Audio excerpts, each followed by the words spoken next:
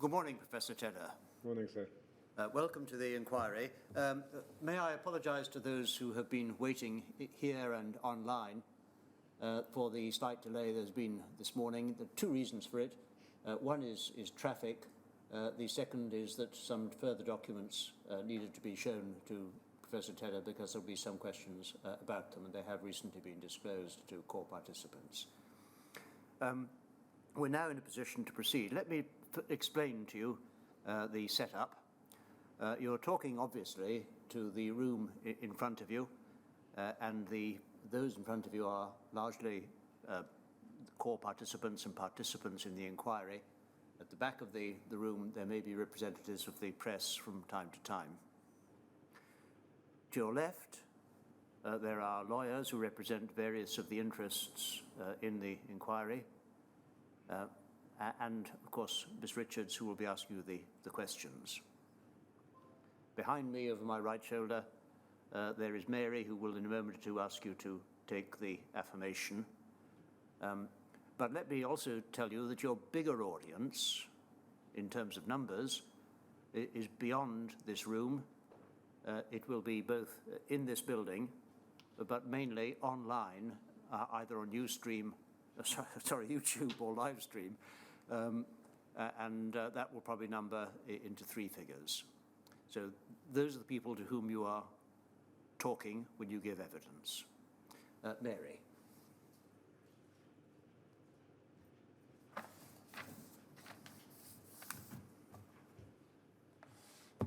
Please state your full name. Professor the Honourable Richard Seaton Tedder. And repeat after me. I do solemnly, sincerely. Stand, please. If you wish, yes. I do solemnly, sincerely. I do solemnly, sincerely. And truly declare and affirm. And truly declare and affirm. That the evidence I shall give. That the evidence I shall give. Shall be the truth. Shall be the truth. The whole truth. The whole truth. And nothing but the truth. And nothing but the truth. Thank you, ma'am. So. I should have added that if you wish a break at any time, even at short notice, just please indicate. I have a symbol in my hand, agreed, if I need to have a break, sir. At my age, I have a... Well, you don't need to explain. An urgency. You don't. An urgency. But if you need Boys a break, know what I mean. You may need a break, and if you do, you will just have to ask for one. Professor Tedder, before we start, I understand there was something you wanted to say. Yes. I may appear as a clinical virologist and an academic interested only in viruses. I am interested in viruses, but I am even more interested and almost at the point of terror sometimes, accepting the damage which these tiny little agents can do in the human population. And if I may be seen to be eloquent about viruses, it's not because I don't recognize the damage, and my sympathy goes to all of those who have seen at first hand family damage and loved people damaged by this virus. Thank you. I'm going to start just with a brief overview of your career. You took a degree in zoology and then medicine, is that right? Yes, I started working in zoology before I went up to Cambridge. I was tasked by the late Richard Harrison at the London Hospital for dissecting dolphins and porpoises.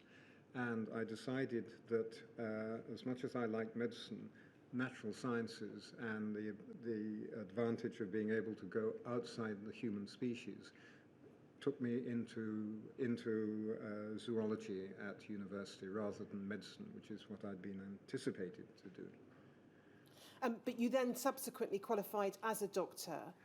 Well, ma'am, what happened, I was offered the opportunity for a PhD in zoology, and I did the first year straining mouse urine and looking for olfactory signals in mouse urine, coming back in the evening smelling of mouse urine, and decided sort of 2/3 of the way through that it would be more sensible and extending my involvement with animals to move back into humanity and resume my medical training at the end of my first year of a PhD. And sadly, it's one of the few things which I've ever started and never finished.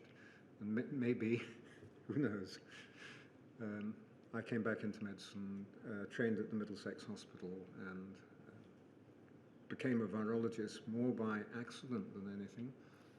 And so you're what would be described as a medical or clinical virologist, and that to distinguish that from the position of Professor Weiss, who was a non-medical virologist. Robin was not medically qualified, but he was as concerned as me about the clinical impact of viruses on people. But yes, I'm a medical virologist and a physician and a member of the Royal College of Physicians. And then you tell us in your statement you worked in 1973 as a house physician at the Middlesex Hospital Medical School Department of Virology, and you worked under Dr. David Dane, and I'm going to come back to Dr. David Dane in a few minutes. You then, I think, did a period as a house surgeon in Kettering General Hospital, is that right? KGH, yes. And then you returned in 1975 to the Middlesex Hospital Medical School. You were an assistant lecturer, honorary SHO, and then honorary registrar in the School of Pathology at the Middlesex Hospital Medical School, 1975 to 6. Is that right? Yeah. And then 1977 to 79, you were the Wellcome Research Fellow in the Virology section in the Department of Medical Microbiology, still at the Middlesex. Yes. You then, 1980 to 81, became a lecturer in that department. Is that right? Yes. And then a senior lecturer. And then over the years, I think the Middlesex Hospital Medical School, then it became effectively the UCL Medical School.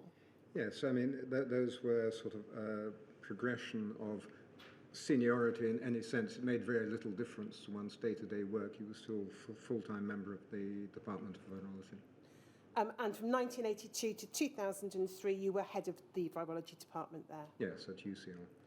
You've had a number of other professorships and roles. I'm not going to go through them all, but they're listed in your statement. You're a professor of medical virology, and you were also head of the blood-borne virus unit at Public Health England from 2007 to 2018. Yes, I was loaned out by UCL initially on a sort of so many hours per week, and eventually was asked to take a role in heading up the blood-borne virus unit at CPHL, PHLS Colindale. And then you've been on a range of committees and working groups over the decades. Again, I'm not going to list them all, but for our purposes, that includes EAGR, the Expert Advisory Group on AIDS, the ACVSB, the Advisory Committee on the Virological Safety of Blood, the Advisory Group on Hepatitis, the Advisory Committee on Dangerous Pathogens, as some of the many committees that you've sat on over the years. Yes, ma'am. And then you provided evidence to the Penrose Inquiry, the Archer Inquiry, and the Lindsay Tribunal in Ireland. Yes. Your statement mentions that you have files of a deposition given in American litigation. I'm not going to ask you about the content or detail of that deposition, but is it right to understand you were asked to give evidence for the plaintiff or plaintiffs in a set of American litigation against a pharmaceutical company? Yes, I think it was a general request, but I was on the plaintiff side rather than on the commercial side. And you gave an oral testimony as a deposition over, I think, 3 separate days. 2 or 3 days, certainly. It's a long time ago, ma'am. But and do you have any recollection now of the detail of any of those proceedings or the nature of the evidence in broad terms? Well, I think in broad terms it was a question how you get to know your donors, how you select your donors, how you process the material that you've harvested from the donors, how you treat that, how you use it, and how you keep a weather eye on adverse events. And we'll touch on all those issues then as we look at your statement and your evidence. It's clear from the documents and from your statement that you had a close working relationship with the North London Regional Transfusion Centre. How did that come about? Partly because they were closer to us, and I was working at UCL, but also because I had knowledge of the transfusion service as a whole, and I was particularly a good friend of now Professor John Barbara. He was a contemporary of mine, and then working also in collaboration with Dr. Mortimer at Colindale kept me in the sort of northwest London precinct, as it were. And we'll see from time to time references to meetings and discussions with Dr. Barbara, Professor Barbara now, Professor Contreras and others. Did you have any equivalent working relationships or any particular detailed knowledge of what was going on in other regional transfusion centres? Well, I think that at the various committee meetings and discussion groups, there would have been an exchange of ideas, concepts, because we tended to work together as a collaborative group rather than the formation of distinct bits within the framework. So there would have been discussions, certainly.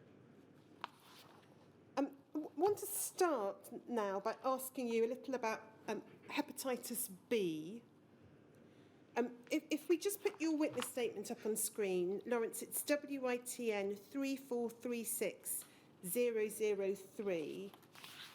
And if we could go to page 8.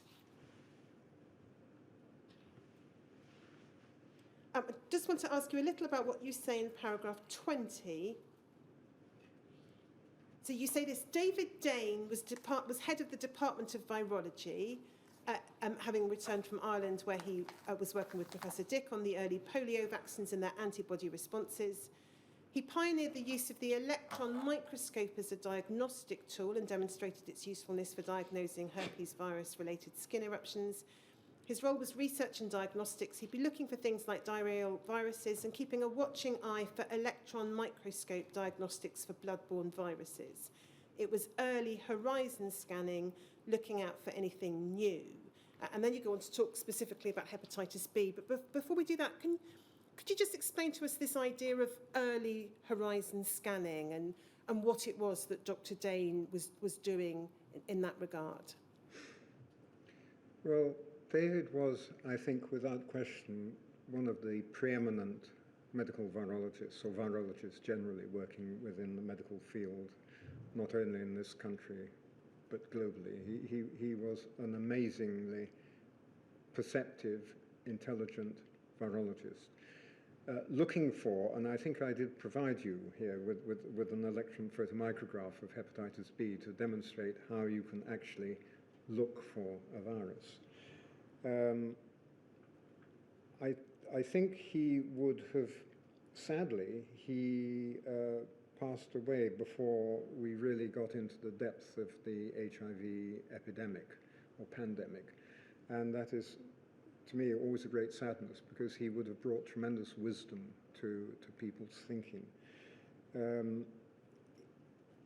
I use the term horizon scanning because he had an open mind, and if he saw a disease process happening in a population, he would want to know about it, learn about it, and was there a virus involved with it, or let's not predicate just viruses, was there an infectious agent involved in a disease process? And he would have wanted to determine more about it. He would have attempted to rescue the agent, propagate the agent, and indeed, as I said, in a rather vernacular sense, he would look for it with the electron microscope. And yes. And in relation to viruses and the spread of viral disease, what in particular could be the role of electron microscope diagnostics in the 1970s? Well, it's interesting. It's come back into its own with this problem of the virus infection in young men, the skin eruption. easily diagnosed with an electron microscope. It's a technique that not many people have access to because you have to be trained how to use an electron microscope, and it's not as easy as a conventional optical microscope where you have something on the slide, you stain it, and you look at it down the microscope. You have to use an electron microscope, and you don't know when you're looking for something down an electron microscope what you're going to find, because a virus has a discrete structure. I can tell a pox virus, even now I could tell a pox virus from a herpes virus, from a filovirus. But you've got to demonstrate that in the sample that you've taken from something, whether it's a lesion on somebody or it's a stool sample from a human or an animal, that you can actually see the virus that you're looking for. And I use the word see in the sense of visualize it by electron microscopy. Now, you go on to talk in the next paragraph about Dr. Dane's work in relation to hepatitis B. You explain he was working on the epidemiology transmission routes of hepatitis B. He developed assays for the detection of hepatitis B surface antigen. And then if we just go to the top of the next page. He confirmed both sexual transmission and parenteral transmission. Do you have any recollection as to when he was in a position to confirm the sexual transmission route and the parenteral transmission route? For hepatitis B? Of hepatitis B, yes. Well, I remember we recognised in a particular group of people that there was sexual transmission. This must have been the very early 1980s, because he retired in 82, 83. So it would have been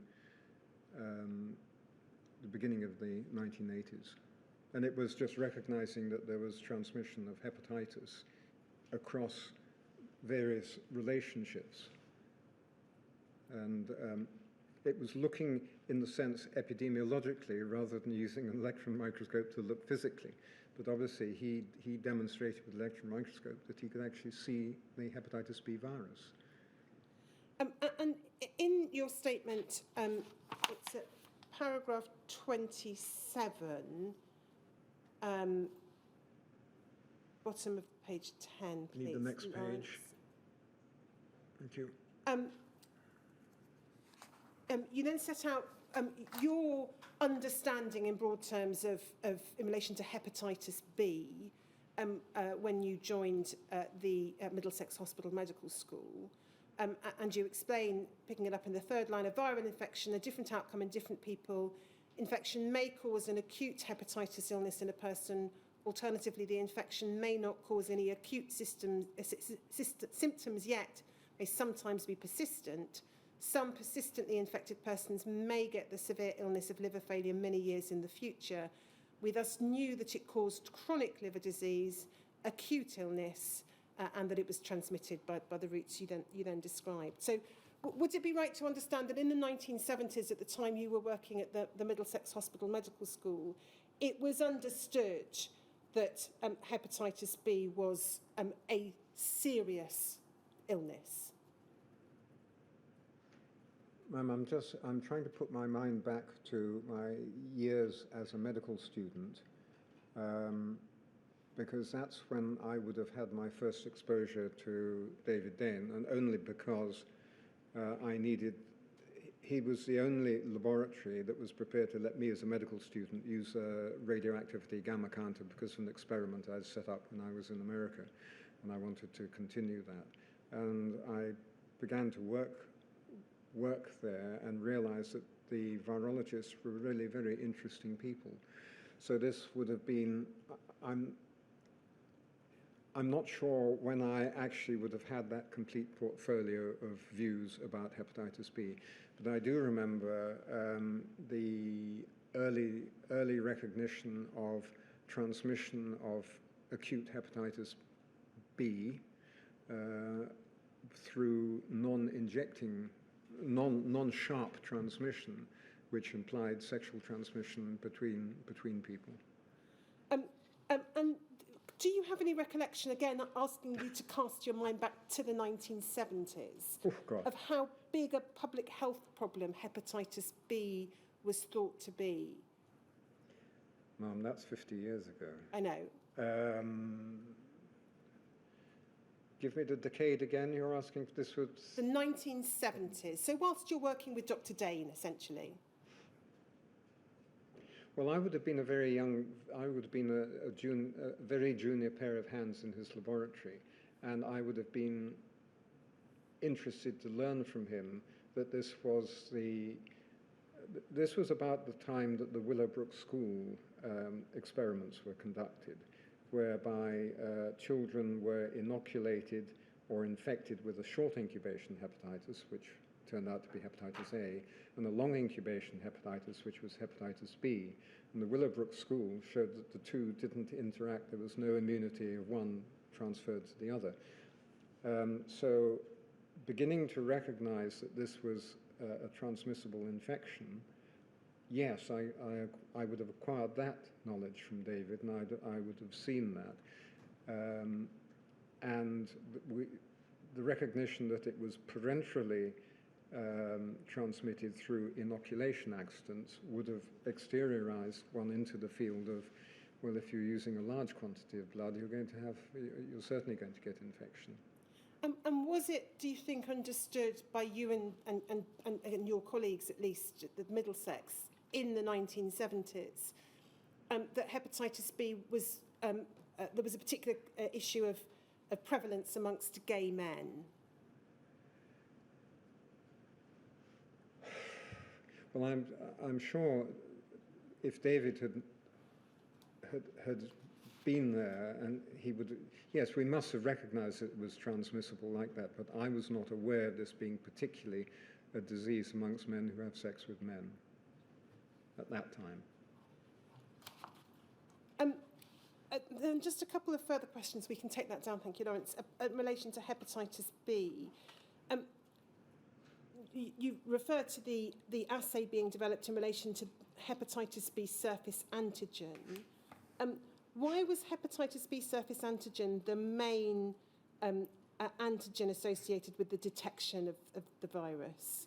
Well, I don't know if, ma'am, if you have that photomicrograph still, if you can put that on the screen. I don't think we do have it, I'm afraid. That's a great pity. We might be able to get it later. Because that would show you the density of the hepatitis B 22 nanometer form, which is a small particle, which is surface antigen by any other, Australia antigen, if you like.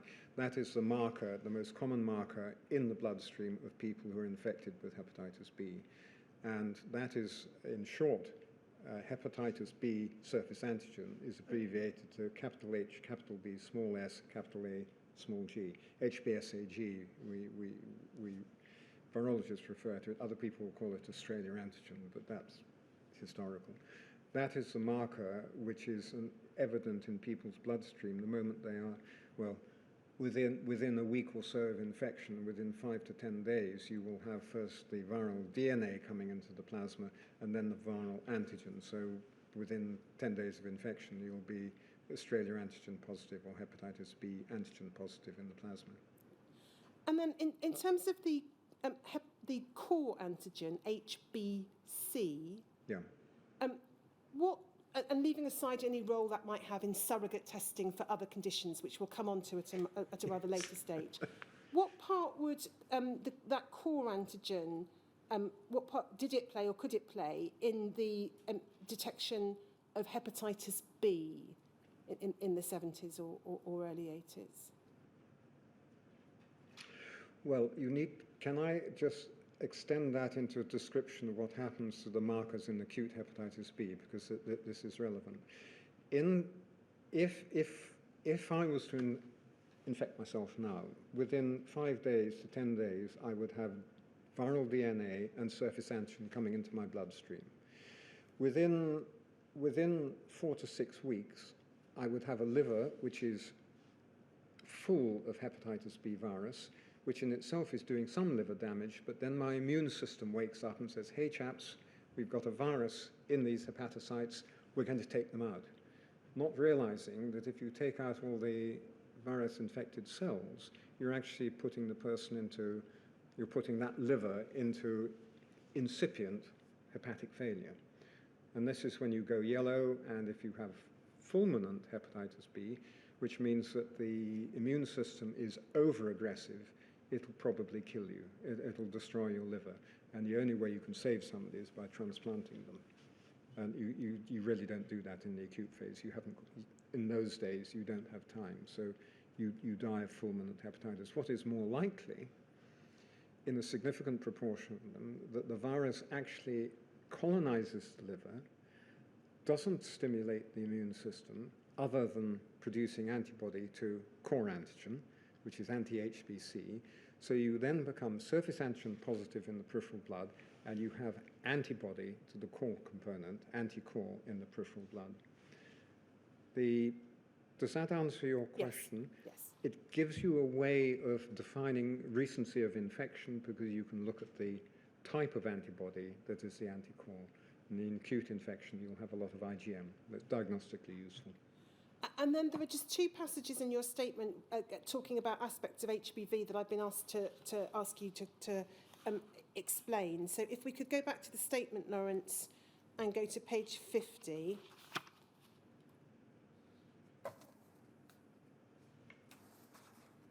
Bottom of the page. It's just picking it up on the last line and then over to the next page. So you say, as an aside, I should note that we tend not to use the term carrier anymore because it implies the benign carriage of the virus, which is passively in the host, when in fact it has the potential to cause long-term and sometimes severe liver disease in the host. And I've been asked to ask you to explain a little more about that. Carriage generally implies a benign relationship between the carrier and the carried. It doesn't actually give a measure of the fact that the virus is turning over in somebody.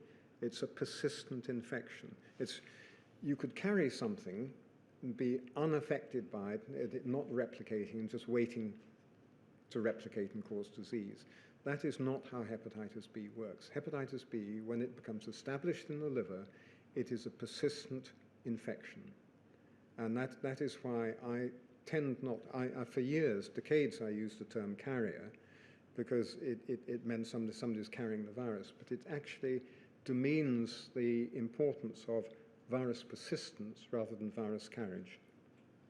And then paragraph 155, so the next paragraph, you say this: over the years working on this virus, so we're still talking about hepatitis B here, has taught me a lot about the biology of persistent infection, the level of virus replication, inferring the level of infectivity, its variability, and the evolution of the virus during its persistence in the host, which you describe as quite a complicated interrelationship. And again, I've been asked to ask you to explain how the virus evolves during its persistence in the host and what implications that might have for the health of the patient. Okay, it's a difficult concept, and it's one which I ran into a difficulty of trying to make it clear to people. If I can take the analogy of the Red Queen in Alice and the Looking Glass. Remember, the Red Queen used to run around in circles going nowhere, and this is a concept which I try to apply to hepatitis B. It is continually evolving, but it doesn't actually lead it anywhere. It's just mutational change. 5 years' time, you'll find other mutational changes, and these mutational changes vary in the type of virus persistent infection with hepatitis B. I don't want to lecture, but if I can just, shall I put that in context? Yes. To you? When you become persistently infected with hepatitis B, the virus is turning over very quickly in your liver, and it's producing a component of it called the E antigen, which becomes a marker of high-level virus replication. And the E antigen is actually almost a surrogate for, it leads the immune system a bit astray. And what happens is the virus then evolves and no longer expresses e antigen in the way that you would expect, that there's a mutational change. But this allows the virus to sit in the liver and continue to replicate. And it does so by not allowing bits of itself to be thrown out into the plasma, recognized by the immune system and got at. So it goes into a sort of covert stage, but still turns over in the liver, still comes out in the liver, and still is infectious in the blood. And that, during that evolutionary period, it is relatively silent until you get into the stage of the immune system suppressing the persistence. And this is, sorry, this sounds a little bit of a eulogy, just to explain. In the early part of the infection, which may be 20 or 30 years, you produce e antigen as well as surface antigen. The virus is then suppressed because the immune system sees bits of that. And then further on, the virus will then change its expression of the e antigen to allow it to continue to replicate without being seen by the host. So the virus comes back and you progress into chronic liver disease. This evolution, to me, is a very subtle way of the virus being suppressed, escaping, continuing to grow. And you see that there are a range of mutations which are required in the virus in this escape period. Thank you. I'm just going to turn then to non-A, non-B hepatitis, and sticking with the 1970s as, to the extent that we're able to divorce that from your later knowledge. If we go, put the statement back on screen, please, Lawrence, and go to page 11, paragraph 28. You say this in paragraph 28, non-A, non-B hepatitis had a very similar pattern of transmissibility by blood, components and products, although one of the bizarre phenomena which impacted our view of the severe and chronic nature of non-A, non-B was that acute infection was often very mild clinically, such that persistence was not associated at that time with an understanding of its ability to cause severe end-stage liver disease. Post-transfusion transaminitis was for some time wrongly considered to be trivial, and then you refer to intravenous immunoglobulin preparations. So when you talk about this bizarre phenomena impacting our view of the severe and chronic nature of non-A, non-B hepatitis in the 1970s, which is what this question was asking you, who is the our you're referring to there? Is that the Middlesex Hospital Medical School Virology Department, or are you speaking more widely? I think it was a wide view of medical virologists, transfusion people, physicians. Looking back on it, the description of mild, transient, often, transaminitis, that's inflammation of liver, a little bit of liver enzymes coming into the peripheral blood, little burst of activity, and then settling down and perhaps going along like this, close to the cutoff, below the cutoff, above the cutoff, you know, a little bit of turnover, and thinking that that is trivial. Well, it wasn't trivial, and certainly in retrospect now, if you follow people 20 years through this period, you meet the crunch time when the inflammation which has been going here has damaged the liver such that the liver is no longer able to sustain the individual. So it's not trivial, but I think it was the fact that unlike acute hepatitis B, which could be devastating, it could be fatal, the acute hepatitis B can kill. Acute non-A, non-B gives you a little bit of transaminitis, and if you compare those two, you can see how it would be easy to say, well, it's been such a trivial infection now, it's not going to matter. Look at hepatitis B doing this, and non-A, non-B, or hepatitis C doing this. This doesn't matter, this does matter, which was understandable in some ways, but was actually not the case, because as the further out you go, what has been a little ripple on the surface becomes quite a devastating end-stage liver disease. And why was it, do you think, looking back now, that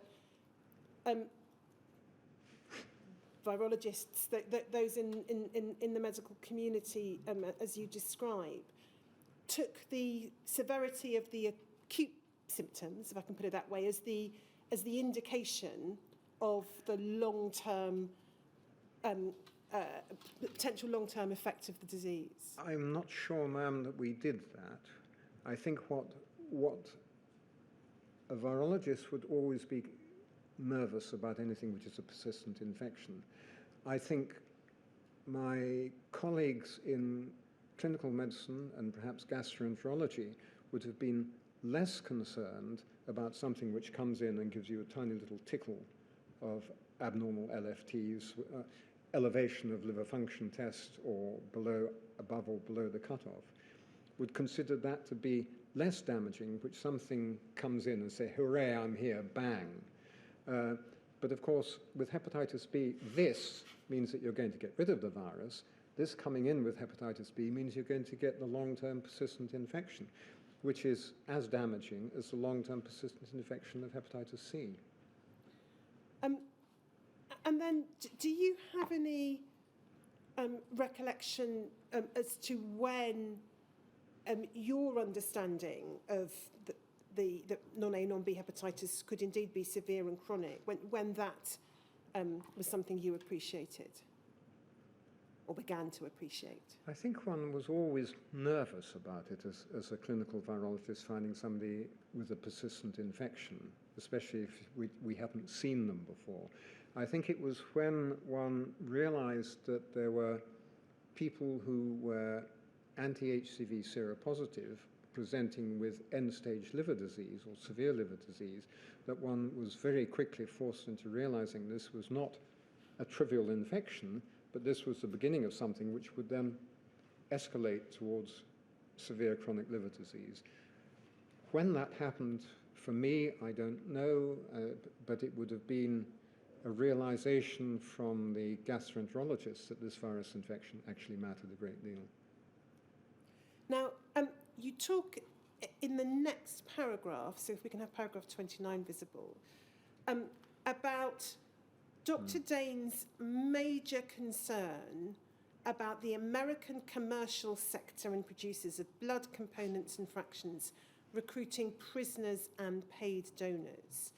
And you refer elsewhere in your evidence to that being, I think, his red flag, the use of prison blood, paid donations, his red flag, and his overriding need to know your donors. Can you just, and this was obviously during the 1970s, because that was when you were working with Dr. Dane before his retirement in the early 80s. Can you just tell us a little more about that, about what it was that Dr. Dane was particularly troubled about in that regard? I think it was in the scenario of not. Now, I'm not criticizing anybody, and I don't want anybody to perceive that I'm criticizing the transfusion service or people who are dealing with this, because at the end of the day, you needed to have enough plasma to come through to sustain the clinical requirements. And the American approach was that you could harvest, I use that term advisedly, you could harvest blood more easily from your prison population, which would tend to be male rather than female, and you could give an incentive to harvest the blood, but you knew very little about what drove those people, what took them into prison, why they were in prison, let alone what they did in prison. And David's view, inasmuch as I recall it and I see it written, and I know he was always concerned that you must know your donor. You can't know anything about the excipients, and that's things which shouldn't be in the blood, are in the blood, unless you know something about the donor. Who they are, what they do, where they do it, how often they do it, who they do whatever it is with whoever they're doing it, in a very broad vernacular sense. But unless you know your donor, you won't know what transmission of agents they are at risk from. And this may be something you don't know when they were on holiday in Guatemala or when they were on holiday in West Africa. unless you know your donor, how are you going to assess malarial risk, how you can assess other microbial risk, and indeed sexual transmission or injecting drug transmission risk? If you don't know your donor, you're relying entirely on testing. And do you have any sense of how widely Dr. Dane's concern in the 1970s about this, the use of prison blood, the red flag, the need to know your donor, how widely that was concerned? How widely that concern was shared? Well, he would have certainly been propagating that view in the late 1970s, early 1980s, without a shadow of doubt, because it was always know your donor, and know your donor so that you know what is the blood component or blood product you're going to give somebody. So, and I think, in fact, many of my colleagues in the transfusion service in the late 70s and early 1980s would have been exposed to this question. Now, you've referred in your evidence, in your written statement, to, in particular, the concern about the American commercial sector recruiting prisoners as donors. Do you recall any discussions, whether with Dr. Dane or others, in the 70s or early 80s, about the extent to which blood was still being collected from prisoners in the United Kingdom? I don't recall, but I would be very surprised if we had not, given everything that I've written, that we had not discussed it. I'm sure we had discussed it, but I can't give you a time and date, I'm afraid. And then I just want to ask you about something that is in your evidence to the Archer inquiry. So if we could have on screen, please, Lawrence, ARCH 5011.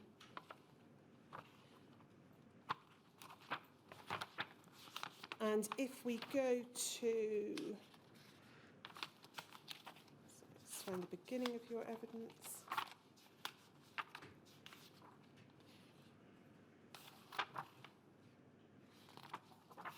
I can't find the first page now, but in any event, I assure you this is your evidence. If we go to page 171. Oh my God. 71, that's... And there's just one passage here. There's a question from a member of the Archer panel, Ms. Willits, at lines 3 to 4, a reference to people suffering from a mild form of haemophilia, and it was clearly preferential that they were receiving cryoprecipitate. And then I just want to read out your answer and just ask you about that. So you say this: can I turn that round? It was obligatory that they did not receive concentrate. It was the other way round. People had small requirements for factor VIII replacement.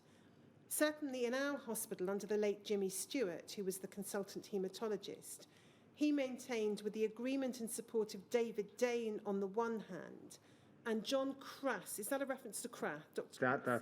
I'm sorry, Mum, there's a misspelling. Yes. I haven't seen that. Dr. Crass on the other, both of whom you will have heard of, that the policy should be that unless you had to give a concentrate, this was in the late 70s and early 80s, don't give a concentrate unless you absolutely had to maintain people on cryoprecipitate. So is it right to understand that that was your understanding of the policy for the treatment of haemophiliacs at the Middlesex Hospital in the late 70s, early 80s? It was how you supported the haemophiliac population, and I think the change came when you were giving it on routine demand, routine exposure, rather than waiting for a crisis. And this evolved into problems that we had with a busy haematology department, where people would come in what I call the bleeding crisis. And in that situation, we always tried to treat with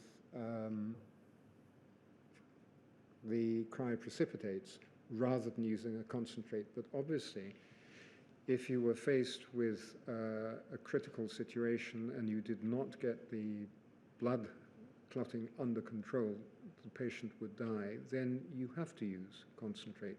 But I think Jimmy Stewart and David Dane, between them, tried to make sure that if there was any opportunity of controlling the illness of a patient, it was done on cryoprecipitate rather than concentrate. But, you know, one had to use concentrate to save a life if it was necessary. And would it be right to understand that what underpinned that approach was the risk of transmission of hepatitis at that point in time? Or that would have been a main, a It would have been, part? that would have been the major concern until such time as the concentrates became heat inactivated and there was microbiological control on the concentrates through heat inactivation, and then that altered the balance of risk. We can take that down, thank you. Did you have any particular knowledge in the 70s and 80s of the notification mechanisms, such as the yellow card system, for incidences of viral disease such as hepatitis? Well, I was aware of the yellow card system. I was also aware of the desire that there should be feedback to the transfusion service of every adverse outcome, because unless you have that, how do you know to analyze risk and benefit and have a protocol in place to introduce a chain to reduce risk to maintain benefit? And it was really important that my colleagues in the transfusion service had a way of getting that information. And was there any sense that at the time of the extent to which the yellow card system, or indeed any other systems, were effective? I would not have been aware of that, ma'am. Can I then just turn to ask you next a little about HTLV1 and HTLV2? Yes, ma'am. Before we come on to HTLV3, as it was initially named, and HIV. If in the early 1980s, you were doing work in relation to HTLV1 and 2, and I'll ask you about the development of tests a little later. But what's your recollection of what was understood about those two viruses? Well, ma'am, it started off with HTLV1, which we knew then was transmitted from mother to infant, was associated with only one disease which we knew of at the time, which was an adult T-cell lymphoma leukemia later in life, which was very difficult to treat. And therefore, as it was a potentially oncogenic human retrovirus, the principle was to stop it being transmitted from mother to infant. And that meant, even though we don't do it nowadays in the United Kingdom, you should have screening in the antenatal clinic to identify the infected mum and give her support, counselling, social support, family support, and access to breast milk substitute. And it's the same as it should be nowadays. So that was HTLV1 and an understanding Yes. of the link with a form of leukemia. And then how did an understanding of HTLV2 come about? Again, I'm looking at the early 1980s. Okay. It's interesting. Am I allowed to use my hands to demonstrate? Yes, of course. If you have a population of reactivity in an immunoassay, which as you look at is like that, and then as you look at it from there, your positives are out here. So you've gone from a high signal to a low signal because you're using a competitive test. You will have your negative population and your positives there. And if you are a curious virologist, you will see things in the middle, neither positive nor negative, but they're always there. And you take them and you repeat them, and they're always there. So you say, well, okay, let's get another bleed. And you repeat them, and they're still there.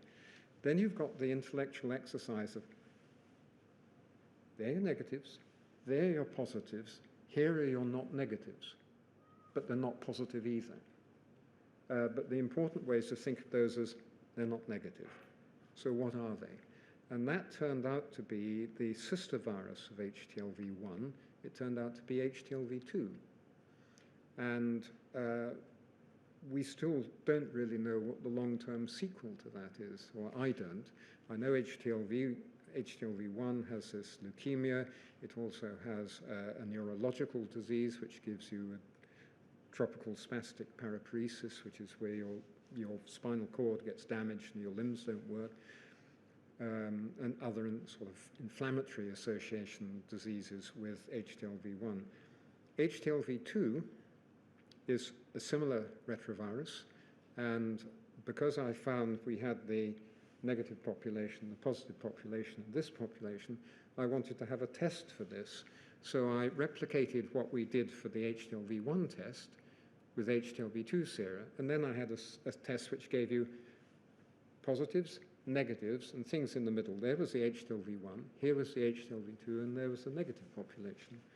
And it taught me a great deal about how to build immunoassays, and these were competitive assays, where you looked for the test serum blocking a labeled antibody, which would bind to the solid phase because there's an antigen there, and your patient serum comes in, and if it goes in and stops this coming on, you get the loss of color, and that's a competitive signal. And that tells you that your patient has an antibody which blocks that. And we'll come back to the assays that you then worked on. I want to turn next to ask you about your awareness of AIDS and how you came to have some knowledge in relation to that. So again, if we start by picking it up from your witness statement, if we could have that back on screen, Lawrence, and go to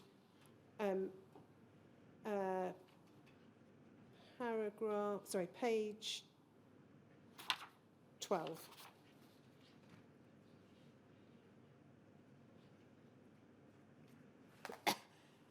So you say this in paragraph 31, picking it up at the end of the first line. It's hard for me to define the individual points at which I became aware of AIDS, its association with blood and or blood products, and its nature as the outcome of an infection which was most likely to be a virus. And then you refer to the HTLV virus as being the focus of much of your attention in the early 1980s. And then you have set out in the following paragraphs of your statement references to documents that the inquiry is familiar with, the MMWR reports, the Morbidity and Mortality Weekly Reports. And if we just go to the bottom of the page, you say this, having reviewed the MMWR reports, I have a distinct recollection of noting the association with the bathhouse arena, which has a similarity to transmission of hepatitis B. While I cannot be sure, I think this means my recollection of first noting AIDS in a significant way was the MMWR report for the 18th of June 1982. We'll look at that in a moment. You refer to it, and then you say it specifically relates to the homosexual male demographic on the West Coast and has references to bathhouses. I should stress that while the date of the report is the 18th of June 1982, I cannot actually be sure at what point I became aware of what was reported. Just in terms of receiving the MMWRs, in 1982, how would you have actually received copies of that report? Well, at that time, I would have either been in or I had a very close relationship still with colleagues at CPHL, the Central Laboratory for Public Health, Central Public Health Laboratory in Colindale. And I would have been involved in discussing things like such as this. And I seem to remember that the striking thing in one of these MMWR reports was the fact that they had also seen this in injecting recreational use of drugs, which then, by the time you've got a sexual transmission and an injecting recreational drug transmission, if that's not hepatitis B, it's got to be something very similar to hepatitis B. It's got to be a transmissible, parenterally transmissible virus infection. And just for the sake of completeness, I'll put this MMWR up on screen because it's not one we've looked at as frequently in inquiry hearings as some of the ones from July onwards. It's RLIT 0001690.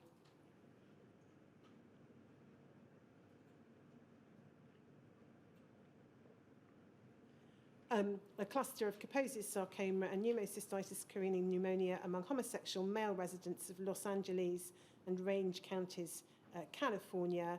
And then there's reference to the reported cases in the first paragraph, data on sexual partners, and then the third paragraph talks about sexual contact in particular areas in Los Angeles and Orange County, the development of symptoms, and then the fifth paragraph talks about the patients from Los Angeles and Orange counties being directly linked to other patients and being part of an interconnected series of cases. And then there's a reference to locations. And then we have the editorial note, which refers to sexual contact and the possibility of and the interrelated sexual contacts between the various cases. So is it right to understand, doing the best you can, you think this is an MMWR, which I think the way you put it in your statement might have been your first noting of the disease in a significant way? Yes, ma'am. I think there is also a contemporary for this where they actually show cases arising in those of using injectable drugs, and that I think this was one which makes you think of a transmissible agent, but then the moment you've got injecting drug use involved as well, you then have to say, well, it's parenteral as well as sexual. And certainly one of the documents that you've referred to in your statement, which refers to drug use, is BAYP 5028_011. And it's the second page. This is, if we pick it up at the heading that's about halfway down the page, so AIDS in prison inmates, New York, New Jersey, and we can see this is January 1983. And then there's a reference, I think about 5 paragraphs down, to 10 patients reporting they were heterosexual before imprisonment, and then the 9 patients with PCP were regular users of intravenous IV drugs. And then if we go to the next page and just look at the editorial note, which is just not quite halfway down under the italicized bit. Editorial note: since male homosexuals and IV drug abusers are known to be at increased risk for AIDS, the occurrence of AIDS among imprisoned members of these groups might have been anticipated. Increasingly, epidemiologic observations suggest that AIDS is caused by an infectious agent transmitted sexually or through exposure to blood or blood products.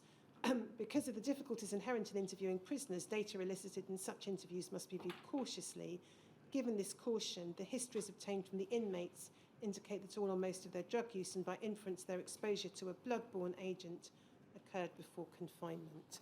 So that's one of the other pieces of information you refer to in your statement as giving rise to, or helping you form your views about this. Just before we take this off the screen, if I may, there's a reference to the assertion in the first sentence, first line.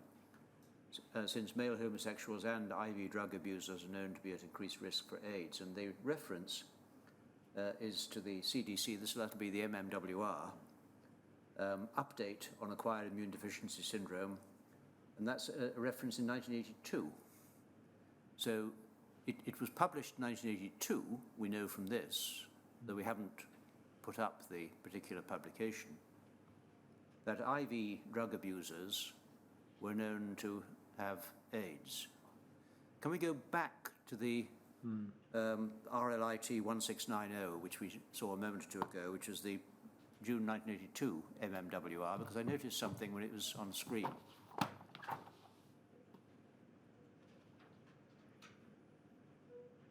RLIT 301690.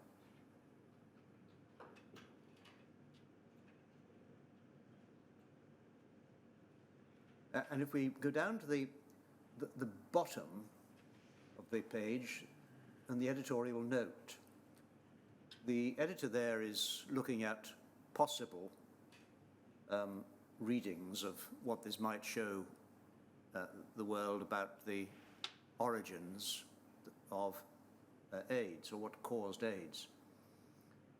And it talks in the last paragraph, exposure to some substance rather than an infectious agent may eventually lead to immunodeficiency among a subset of the homosexual male population that shares a particular style of life. And it refers then to using amyl nitrite as a stimulant. So far as you are aware, that used as a stimulant for sex was unlikely to be a stimulant involved in IV drug abuse, presumably. That behavior I can't comment on, sir, but I mean, I think what this led me to perceive was that there was a commonality of men having sex with men and people who were sharing drug usage, injecting drug usage, which put it into the parental agent concept, which of course, for my mind, having been brought up with hepatitis B, was yet another footstep. It has to be a transmissible agent. So it was the same sort of pattern of observation of the disease as you would see with hepatitis B. Yes. And that would lead you, would it, to think that you would have transference by needle, as obvious the IV drug user, and therefore from transfusions and to those who suffer from haemophilia? I think so. It would have led me to look at the causal agent in exactly the same frame, conceptual frame of looking at hepatitis B. And that would lead, as you have suggested, sir, to the progression of persistence, disease, transmission, etc. But in this case, an agent that we don't know what it is, but we know its behavior and we have a feel for how it transmits amongst people based on everything that we know about hepatitis B and its transmission through non-parenteral and parenteral routes. So your conclusion from what you're saying, and given your background, is that this was something which may be a virus, may not be a virus, but it was an infectious agent which could be transmitted by blood. Yes. Parenterally transmissible, so by definition, yes. And the way in which you put it in your statement, I don't think we need to go back to it, but you describe hepatitis B as the best analogue illness for what we saw in the 18th of June MMWR report for AIDS. And you say it was that link to the nature of hepatitis B that made you first think that AIDS could be a virus and associated with exposure to blood. We can take that down, thank you. It's apparent from your statement that you recall that this, in the course of 1982, was something that would be the subject, or was being the subject of active discussions with colleagues such as Dr. Barbara, Dr. Mortimer. Is that right? Yes, it would. I mean, anybody who had exposure to hepatitis B and working with it in populations and epidemiology would have said, this has to be something very similar. You attended a meeting in Washington. I think you can't date it precisely, but the evidence you've given both to Penrose and in your statement is probably late 1982, early 1983. I think described as the first retrovirus meeting. First of all, can you just help? What when you call something a retrovirus, what does that mean?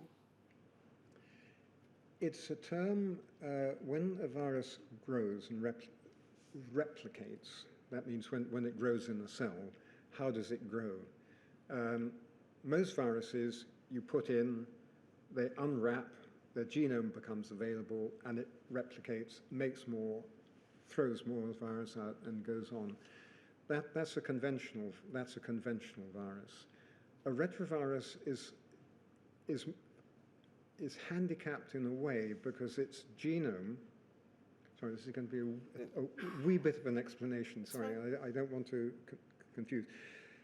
There are two types of nucleic acid. There's DNA, which is what is normally in our nuclei and is what is passed from population to population. And there's RNA, which is taken, the message on the DNA is transcribed, is changed into a message in the RNA, and that is a signal to the cell, make this. So a conventional virus will either be an RNA, make this, make more of me, or if it's a DNA virus, comes out, make more of me, and it makes more. Retroviruses are a little bit more complex than that because their nucleic acid is RNA, but it comes into the cell, and rather than it says, make me more, it says, I'm going to take my signal, and I'm going to bypass you. I'm going to make it into a DNA signal. And it goes into the cell. And then the DNA signal is then used to make more RNA, to make more virus. So it has to go this reverse step from RNA, putting it into the normal mechanism, which is DNA, and that is what's called reverse transcription. Because normally, if you read a book, it's DNA makes RNA, makes protein. And what we're saying here is this is an RNA virus, which comes in, makes RNA, makes DNA, makes RNA, makes protein. The reverse transcription step is characteristic of a retrovirus and is obviously susceptible to certain drugs. And what can you recall about the meeting in Washington? It was interesting. It was a lively discussion, and I probably raised the big black by being fairly rude to one of the eminent speakers. Who was Dr. Gallo? Bob Gallo, yes. And what was it that gave rise to what you, I think, termed a brush with Dr. Gallo? Well, he became a drinking companion in later life. I haven't seen him for decades, and I would always fondly recall this. He had conceptualized, he had interpreted the data to say that we've got to have a human retrovirus, and why not let's have HTLV1 or HTLV2, because we know about these viruses. Why not have these as the cause of a transmissible retrovirus infection in men who have sex with men and people who share drug injection? This would do, and it would be something like HTLV1 or HTLV2. One of those two viruses would be responsible.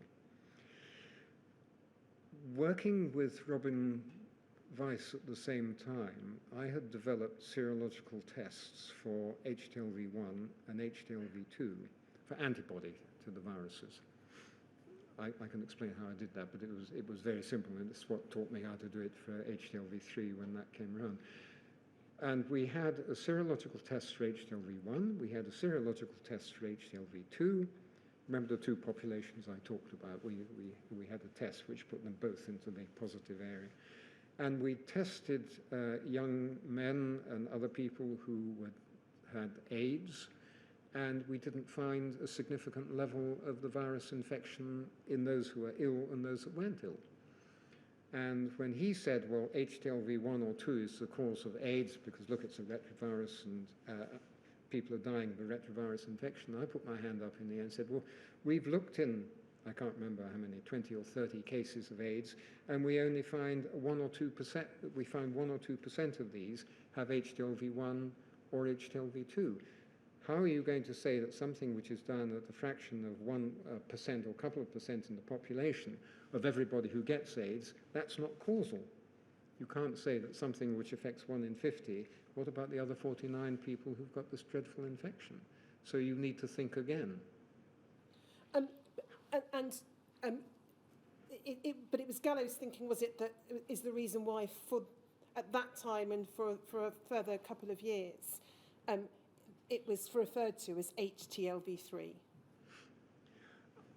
Well, Bob liked to have viruses in his cluster, so he had HTLV1 and HTLV2, so having HIV and calling it HTLV3, it became within his portfolio. Bless him. There was nothing. I mean, there are other HTLVs out there now in countries in Africa. So the number's going to increase, and it's better to have it. So I know at the time we started late, but we've now been going for an hour and a quarter, which would be when we would normally take a break. I'm in your hands as to when we break. Yes, and factor in I lunch. think for two reasons we ought to have three reasons we ought to have a break. First is we've had an hour and a quarter. The second is I'm sure Professor Tedder could probably do with a break. And thirdly, so could the stenographer. Exactly. So we'll take a break and we'll come back. Now, if we come back at 12:30, we'll go on then till 1:30. And then, so we'll have a late lunch at 1:30, if that's all right. And I see that those around me are nodding and saying that will allow the appropriate arrangements to be made. Thank you. So, 12:30. And the normal explanation for Professor Yes, Tedder. I'll give that just now. Now, Professor, you're under oath. The rule is that anyone who is under oath may not discuss any evidence they have given, or any evidence for that matter they think they might yet be asked to give, with anyone, whoever that anyone is, but they can talk about anything else they like. I understand that. 12:30. Thank you, sir.